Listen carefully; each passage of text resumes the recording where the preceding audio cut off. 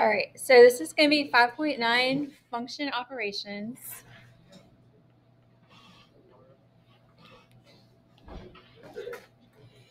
All right, so we have these two functions at the top, f and g, and we're told to find f of x plus g of x. So I'm going to take f of x, which is 3x minus 7, and go ahead and write it in parentheses.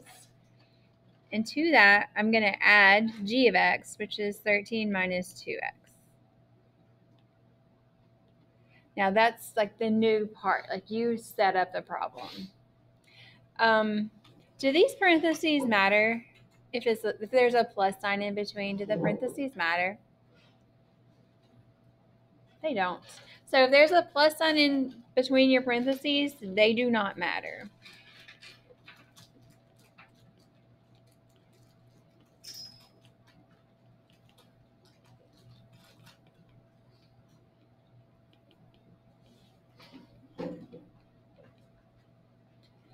So we technically can just ignore the parentheses and just add the like terms.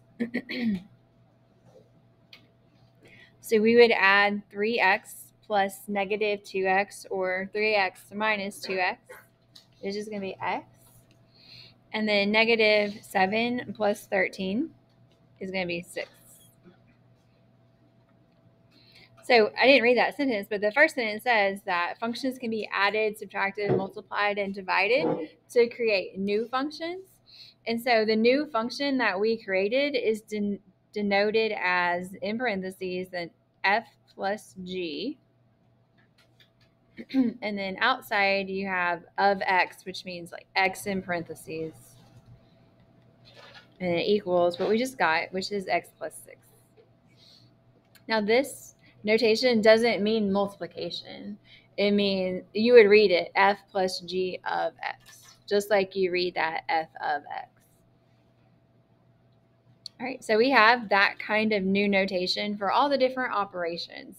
And so when you see it, it looks kind of weird, but it just means take f of x and add g of x to it. All right, for the one that's subtraction, it just means take f of x and subtract g of x from it. You guys probably can see the pattern here. This one means to just multiply f and g of x. And the quotient means division. Now on your test yesterday, there were a couple of division problems that you need to use synthetic division to find, but the directions said find the quotient, and I think that confused some people. But quotient means that you're just dividing two things. And so in this case, you would put f of x over g of x on a fraction, and that one is going to be your favorite one because you just put one on top of the other and then you stop. You don't do anything with them. You're done. It's great, actually. All right, so let's do a couple of these, or a few of these. Actually, 6 of these. For number 1, we're going to find f plus g of x, and over here we have 3 functions, f, g, and h. We aren't going to use h on number 1, but that's okay. So all this means is we're just going to take f of x and we're going to add g of x to it. So I'm going to write out all the stuff on the notes just so if you look back at it, you can kind of see what we were doing. And when I put these functions in, I'm always going to put them in parentheses. So f of x is this guy. So we would just write that in parentheses, x squared minus 8x plus 4. All right, and then we'll have a plus sign in between our parentheses.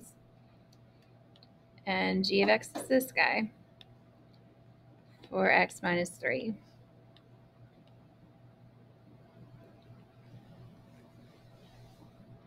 So try to remember that when there is a plus sign in between your parentheses, the parentheses do not matter.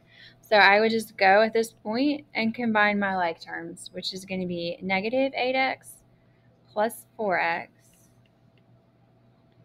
and then 4 minus 3. And that's it. And so that probably feels like stuff we've done this year. You just have to set it up yourself.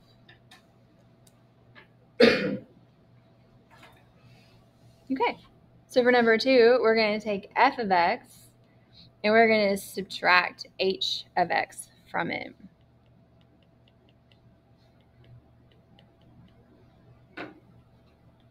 So I'm going to pretty much do the same thing, bless you, I just did. I'm going to take f of x, that's the x squared minus 8x plus 4. I'm going to put it in parentheses, and then I'm going to have a minus. And then in parentheses, I'm going to write what h of x is, which is x plus 2.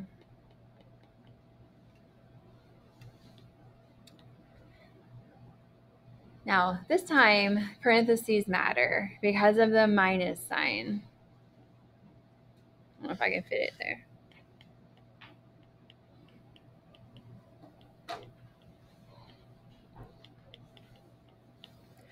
So I'm going to need to distribute that negative. Now, the first set of parentheses don't matter because there's nothing to distribute. But the second set, I need to make sure I subtract x and make sure I subtract 2.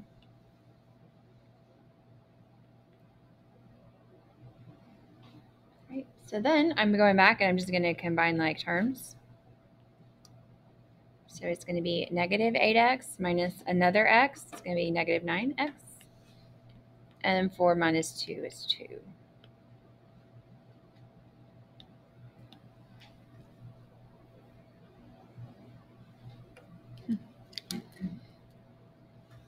All right. Any questions so far?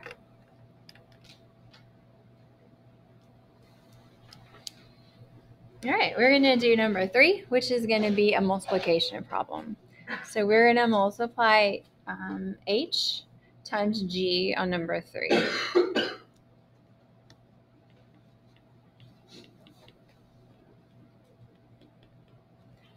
Okay, so make sure you keep like whatever you're putting in, you put it in parentheses. No, you don't have to do that. All right, and then it's going to be x plus 2 for h of x and 4x minus 3 for g of x.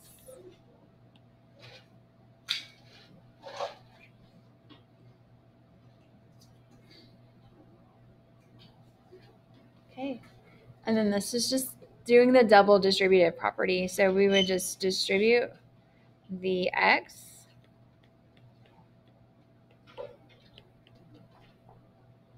and then we would distribute the 2.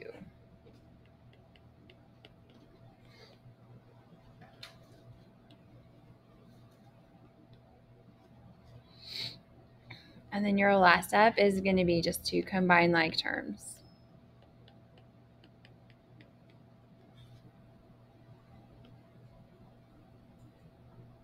That's it.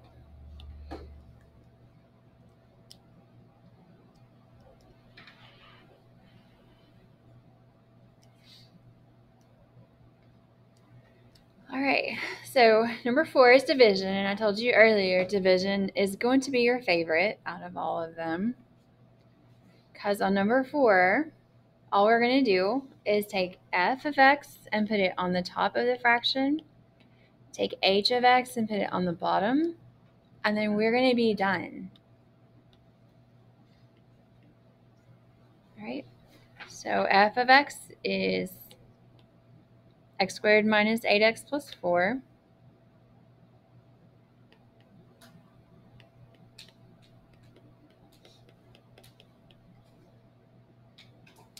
And then h of x is x plus 2. And then you're done. All right, why don't you guys try 5 on your own?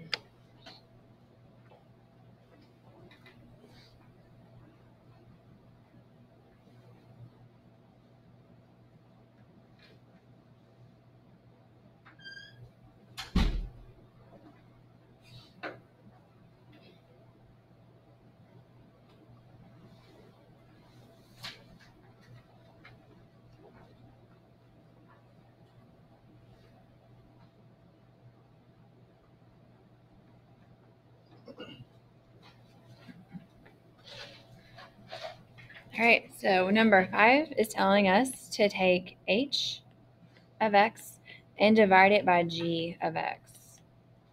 So that's x plus 2 over 4x minus 3. And there's nothing else to do. That's it.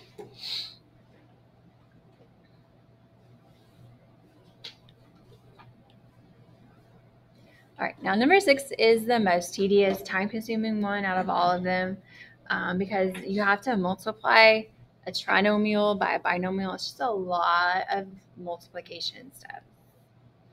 But you can do it. We've done it before. So we're going to take f of x and we're going to multiply it by g of x. So everything that we're going to put in, we have to put in inside parentheses.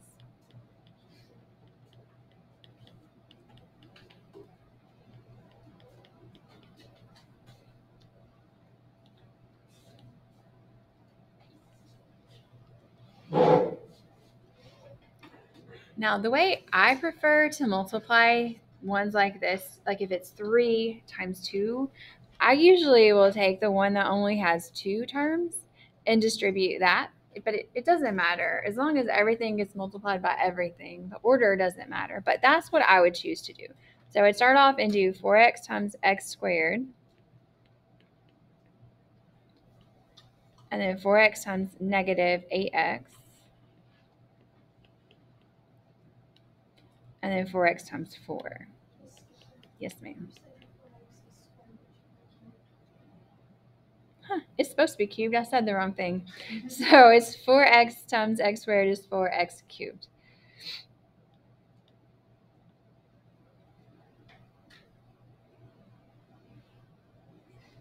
Okay, and then we are going to go back and do the same thing with negative 3. So we would multiply negative 3 times x squared. It's negative 3x squared.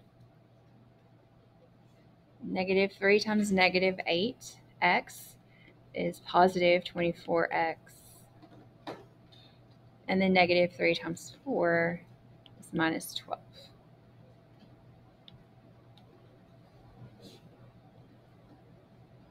Right. And then finally, we would come back and combine all of our like terms.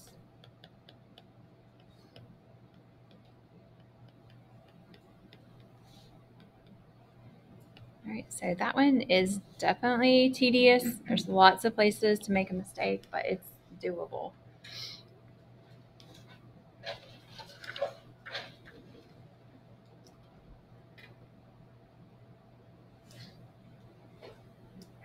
All right, so let's look on the back. We're actually not going to do a lot of the stuff that's on the back. All this stuff that says composition of functions in the state of Tennessee, it's no longer in our standards. So if you want to learn about composition of functions, you're going to need to take pre-calculus next year. Composition of functions is on the ACT. So if you're planning on going to college, you probably do need to take pre-calculus next year. If you're planning on doing going to tech school or something like that, then there's other classes you can take. Okay, these are a little bit different. So on these, they don't have like of x, it's of a number. So they're going to be a little different. They're actually probably going to be easier. So let's look at number 7. What this actually means is f of negative 2 plus g of negative 2.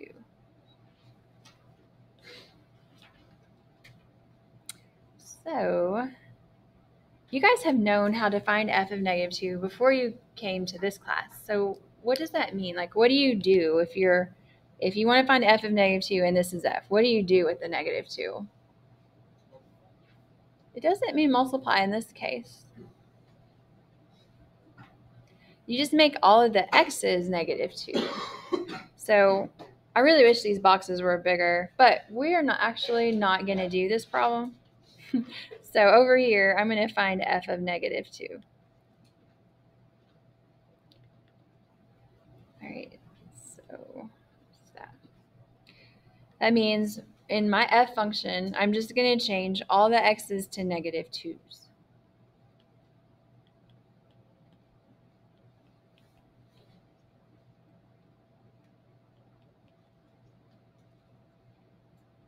All right. And then your calculators are super smart at doing this for you.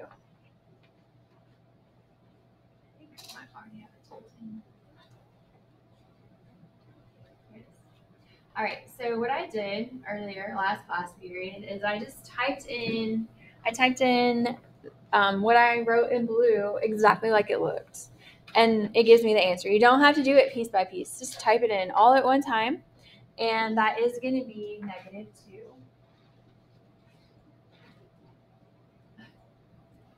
Hello. There we go. That's going to be negative 2. So over here in this problem where I have f of negative 2, I'm just going to make it what we just got when we plugged it in the calculator. All right, and then g of negative 2 means I'm going to go to this g function, and where x is, I'm going to change it to negative 2. That you can probably do in your head. That's just 5. So I would make the place where g of negative 2 was, I would just make that 5. And then when I combine those, it's 3.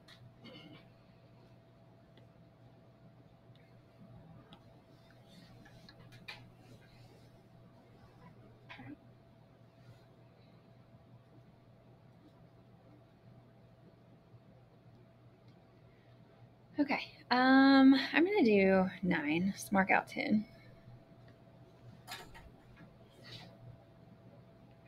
So this notation means, all right, this notation means we're going to take f of negative 1 and we're going to multiply it by g of negative 1. All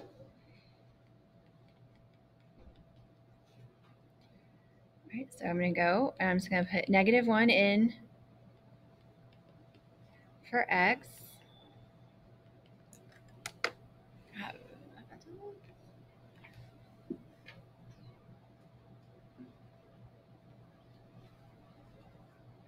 All right, and then we could just type that in exactly like we wrote it.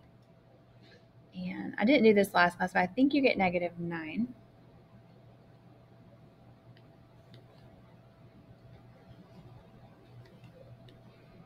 All right, and then we would want to do g of negative 1.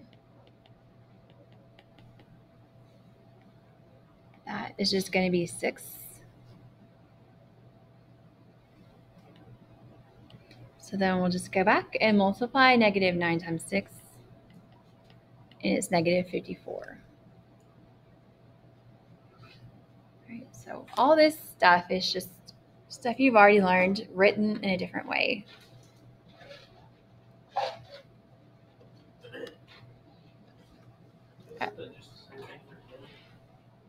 You would just divide them on 10, yeah. So you would like do the same thing there, just like. You just you find f of 5 and g of 5 and put one on top of the other. All right, so I'm going to give you guys your assignment. It's going to look kind of weird because I marked out some questions. So there's just going to be 2 blank squares. It'll be fine. No big deal.